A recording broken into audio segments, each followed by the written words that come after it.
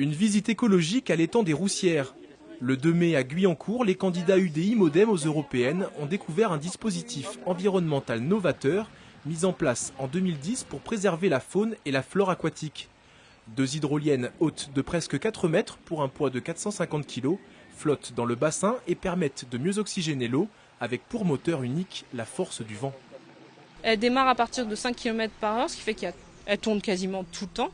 Et en fait, elles vont, en dessous, il y a une petite hélice. Il y a une tige de roulement qui va entraîner cette petite hélice et qui va créer en fait des brassages dans l'eau, ce qui va homogénéiser tout l'oxygène qu'on peut avoir dans la colonne d'eau. Et en fait, quand les bactéries elles ont plus d'oxygène, elles vont dégrader mieux tout ce qui est matière organique. Et on a constaté, on a fait des analyses en 2010, 2011 et 2012, une réduction de 30% de la matière organique avec ces hydroliennes. L'étang, qui date de 1978, était déjà assaini grâce à 2 bassins épurateurs. Et même si un boudin de protection contre les hydrocarbures s'est ajouté en 1997, les équipements, certes efficaces, avaient besoin d'un complément. Une innovation qui a coûté presque 40 000 €, permise notamment par l'apport financier de l'Union européenne. Tous les progrès qui ont été réalisés depuis une quarantaine d'années dans le domaine de l'eau et de l'environnement, c'est grâce à l'Europe.